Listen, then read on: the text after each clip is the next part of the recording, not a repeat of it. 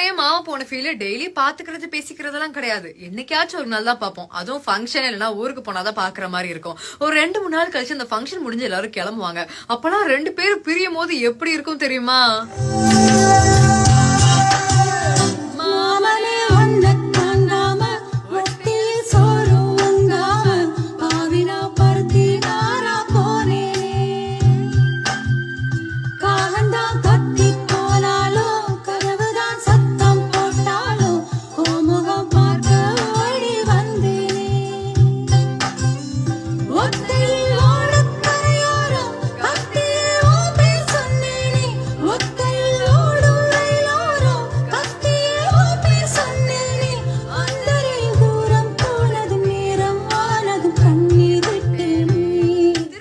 பாப்போமோ அப்படின்ற ஒரு ஏக்கத்தோட அங்கிருந்து கிளம்புவோம்.